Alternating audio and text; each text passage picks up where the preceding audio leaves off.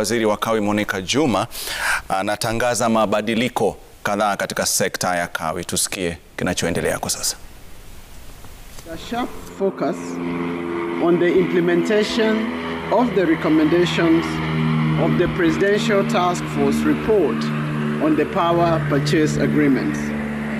As you may know, this briefing had been scheduled for last week, but owing to some unforeseen occurrences that we had to attend to, it was postponed to this week and today. I am pleased to confirm at the onset that our infrastructure, and in particular our transmission network, is secure, and that we are focused on ensuring that we do not have a repeat of the unpleasant experiences of the last few weeks.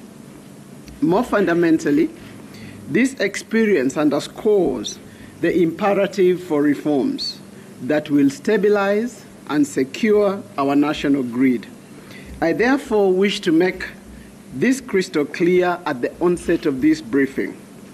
This administration will not relent on the reforms in the energy sector. In fact, the experiences of the last few weeks strengthen our resolve in this direction. As you all know, energy has been and remains a matter of great public interest. And aware of this, my very first constituency to meet upon my taking office was the Editors Guild on the 25th of October, to place the task and my mandate in perspective. The interest in the journey of the reforms in the energy sector is perhaps the most ventilated in our nation today, as demonstrated by the scale of coverage across all media platforms. We continue to have perhaps the most coverage outside our most animated politics. Not a day goes by without a commentary, opinion, and/or view about energy. In fact, between October and yesterday, we've had a total of 2,082 stories in the print media alone, and this is without the social media. Across the board, Kenyans are demanding an overhaul of the energy sector. The public mood and the message is clear. Things cannot remain as has been. A lot of the discussion and commentary is driven by strong passion. Some of it reads like attempts to divert attention from the objective and the spirit of the reforms. Some of it is pure misinformation by perhaps people who have limited or no facts, and some are views that seem to be playing outside the context of the envisaged reforms. But we also have some that are focused on the reform process and the milestones that we are achieving. One thing is clear across all these perspectives. There is a recognition of the complexity of issues informed, but also there is a very loud call for bold action. And yes, this administration is on the path of that, of bold action, as has been elaborated severally by the President, including yesterday when he gave directives on the curtailing of what seems to be an insatiable demand for scrap metal that is fueling a market for steel and perhaps incentivizing the destruction of our infrastructure. This briefing therefore presents an opportunity to update on the state of play in this reform journey from the primary source and actor, the Ministry of Energy. I am confident that we are on a pathway of reimagining our energy trajectory that will offer this critical service to our people, our business, and that will drive our economy to an upper middle class country at an affordable, reliable, and sustainable manner. More fundamentally, I believe these reforms, which are irreversible, will enhance Kenya's leadership in the path of renewable energy globally. So we are, by these reforms, in fact, strengthening our demonstrative global leadership. Ladies and gentlemen, I wish to signpost my briefing with a few facts to just background the key issues. The energy sector has experienced an exponential growth and in fact has been undergoing significant changes since 2010 and more specifically in the last 10 years. And let me just give you some of the key statistics to come with. First of all, the connection to households has moved from 1.6 million 40 to 8.5 million. We have connected 22,900 schools from 8,200 schools in 2013. Our installed capacity has grown from 1,768 megawatts to 2,989 megawatts. Our transmission lines have grown from 4,973, and these are the 400, 220, 132, and 66 kV lines to 9,073 kilometers. The distribution lines have moved from 51,600 kilometers to 76,300 kilometers. A significant and globally acclaimed development has also been seen in the diversification of our energy generation mix, with accelerated growth in the renewables, placing us at an enviable number 8 position globally in renewable energy. The import of this has been significant investment across the energy sector. However, this growth, rapid, has come with challenges. Firstly, the sector has been saddled with a long history of weak governance structures, has been exposed to strong and growing external interest and portfolios, has been characterized by incoherence across the ecosystem and a mismatch to a great degree in terms of the analysis between needs, generation, transmission, and distribution. Collectively, these factors have led to suboptimal decisions, and this state of affairs has translated into poor service delivery and loss of confidence in the various actors of our sector. It is also critical to underscore, therefore, the imperative that these reforms are being driven by the reality and the need for change. But they are also being driven as a constitutional imperative. Our 2010 Constitution defines the place of energy in the realization of our national aspirations.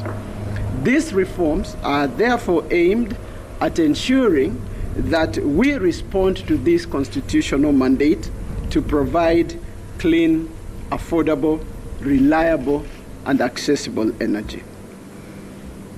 The attempt at reform in this sector is not new, as I'm sure all of you know. In fact, the last task force was the fourth, I am told, a fact that has been repeatedly cited to me by some naysayers. However, there is a significant difference that I want to point out between this and other task force reports. And that difference is the resolve to implement the recommendations driven by the reality of where we are today.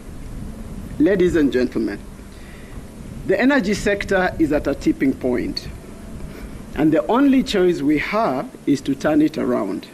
And that is why I have said, and wish to repeat this again, these reforms are irreversible. This explains why the report and projection out of it is structured as an urgent government agenda with a steering implementation committee and a cabinet subcommittee that are working closely with the ministry in following that process through. The reforms are sector-wide and far-reaching. They are being implemented in the short to the medium term, and as you know, there has been a lot of focus and great interest in the immediate outcomes, and in particular in the reduction of tariff issue in light of the President's commitment during the last Mashujaa Day on 20th of October. But this constitutes only one component of the reform agenda. Let me therefore begin to deal with some of the reform agendas. And because of the interest in tariffs, let me begin on this question of reduction of electricity costs. As you're all aware, on the 7th of January, we gazetted the first 15% tranche of power tariff reductions. The tariff reduction, of course, was in fulfillment of the commitment by His Excellency the President to the nation. This reduction, and because I've had a lot of this, so where did it come from? And up to the 6th, many people did not believe it was going to happen. I don't know why. This has been achieved through a sector-wide initiative that is focused on improving efficiencies within the energy ecosystem. Can I have something for my nose? In particular, that is focusing on loss reduction. So far, many Kenyans today can attest. Can somebody give me something to wipe my nose? Okay. Many Kenyans can attest to a significant drop in their electricity bills today.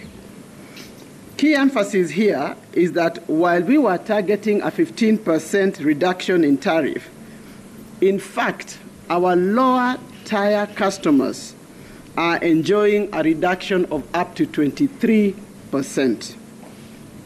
Last week, the Kenya Association of Manufacturers gave an indication that this reduction would translate into a 10% reduction in manufacturing costs.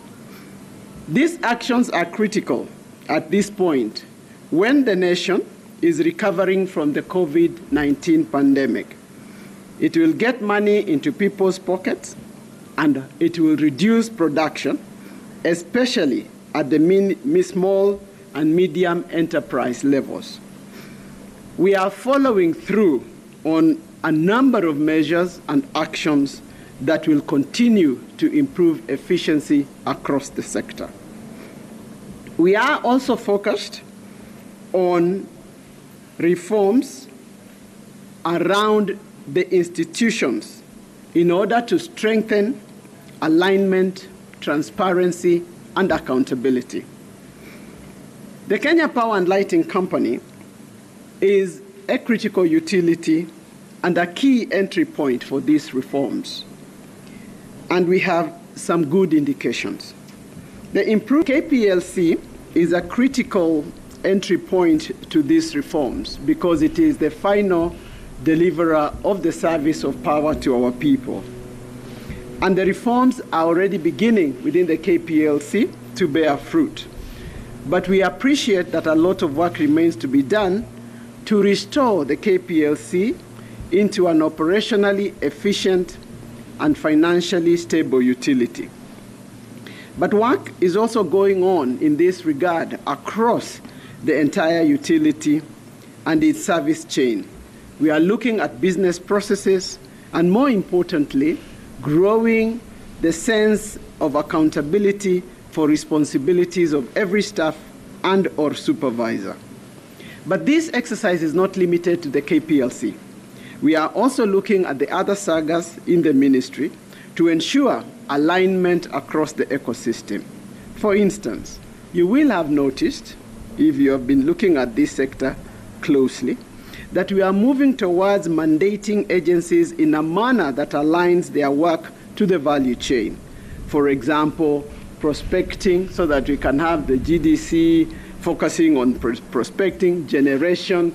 We are focusing on some that are looking at the renewables. We are focusing on transmission, which explains part of the reason of designating KETRACO as the systems operator, so that we can have the management of the entire transmission lines from the point of picking to the point of distribution, and so forth. So the idea is really to align the agencies to the various points of the value chain in the energy sector. We are also paying very close attention to our competitive edge in terms of renewable energy. And the focus here is on the development of renewables and their use, particularly in far-flanked areas that are not connected to the national grid. But closely linked to the functional element is the imperative of raising the level of governance across the sector, both at the operational but also at the strategic levels. This is a matter that the ministry is paying very close attention to, because I believe that if we address the governance issues, we are going to deal with a range of challenges that are at play. We are going to improve the entire systems in terms of their delivery, and that is going to translate into better service delivery for the country. The turnaround of a sector as important and as complex as energy requires an all-hands-on-deck approach. We must, all of us, pull in the same direction for us to gather momentum and sustain the change that is required. For those of us in authority, it goes without saying that this comes with substantial responsibility. We must develop a culture of accountability as part of the management practice in this sector. And we will ensure, certainly I will, that those who do not discharge their duties diligently and responsibly will be held to account. There has been a sense of impunity to a certain degree where there is no supervision, there is no follow-through, and this is part of the reason why we are seeing a degree of laxity that must be tamed, and it will be tamed. Let me now, ladies and gentlemen, turn to the question of engaging with the IPPs, which is one of great interest. As you know, this was a key focus of the Presidential Task Force, and the recommendations in this regard are clear. The recommendation of the task force is that there is an imperative to engage with the IPPs in order to relook at some of the arrangements and contracts with a view to reviewing the costs as a means of reducing the cost of power in this country. The ministry has led the process of elaborating that framework of engagement, and I am pleased to inform as follows. One, we made a call for engagement for an initial exchange of views with the objective of identifying possible areas of consultation and engagement.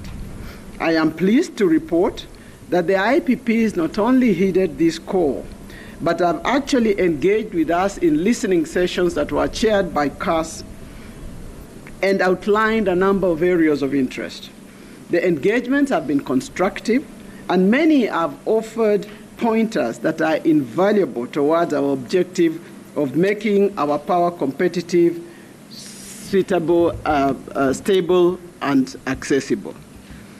I look forward to the next stage of this process, and I wish to take this opportunity to urge, as I have done before, good faith that will enable us engage in a process that will be mutually beneficial to both parties.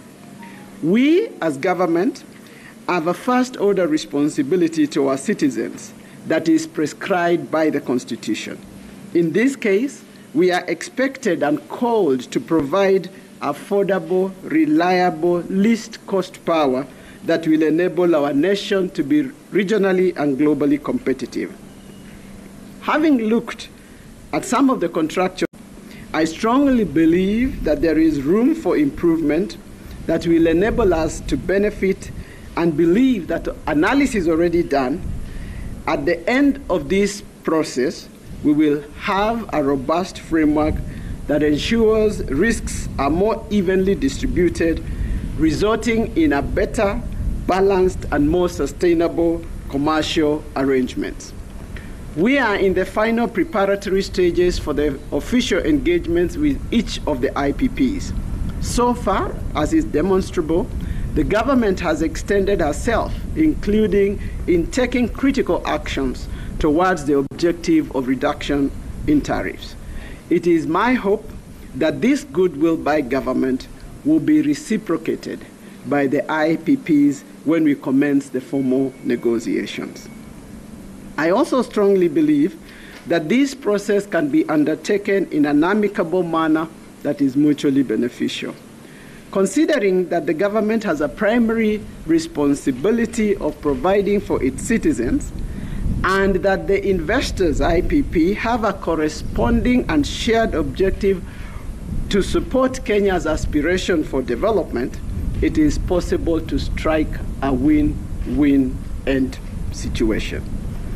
At the end of this process, we hope for reduction of tariffs relating to generation, as well as a new clear framework for investment in the energy sector that is consistent, that is transparent, that is predictable, and that delivers a stable, robust, resilient energy network from end to end.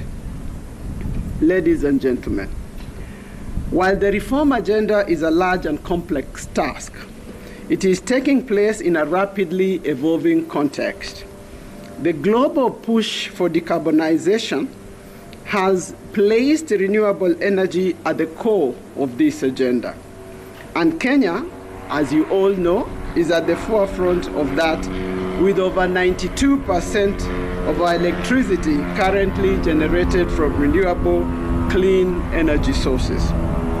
This commitment and continued investment in green energy places our country in good stead to gain from global commitments to green manufacturing and demand for clean energy, creating jobs, upgrading the livelihoods of our people, and helping Kenya in fulfilling her commitment to limit and mitigate climate change. In a sector where investment horizon is necessarily long-term, it is important that transparency becomes the norm. And indeed, it is embedded in the way we do business in order that we can strengthen trust from our investors. The ministry has commenced the development of a policy roadmap that will culminate in the Energy White Paper, drawing from our experience and journey thus far, but also locating these within the local, regional, and global trends in energy dynamics. And hopefully, this white paper can help us to map the energy trajectory and journey for our motherland. These reforms and Kenya's energy journey will require continued support and engagement of the public. We understand that Kenyans have been adversely affected by poor service delivery, high costs, and previous unfulfilled promises in the energy sector. And that there may be some, in fact, who are skeptical about this latest round of reforms. I want to assure all Kenyans that we are determined to see these reforms through and are focused to make affordable energy a reality for all Kenyans. Our commitment to this will be shown through our actions, the first of which has already been delivered last week with a 15% tariff reduction. And you will continue to see through further reductions and service improvements as well in a sector that is decisively moving into the future as one for the benefit of all Kenyans. The reform journey, ladies and gentlemen, has never been easy anywhere. Our resolve is to take this to its logical conclusion, and that is my mandate. But these reforms will be assisted greatly by the continued support of all. In this regard, I wish to thank everyone for your messages of encouragement and advice. I've received a lot of advice, some very good, and some good too, okay? A lot of advice for which I want to thank everyone that has sent these advices to us. I also want to call on each one of us as citizens, as institutions, as ministries, departments, and agencies of government, as well as partners of Kenya, to rally behind the reforms in the energy sector. This, for us, we believe will be a model, not just for our country, but for the region and for the world. I thank you for your kind attention.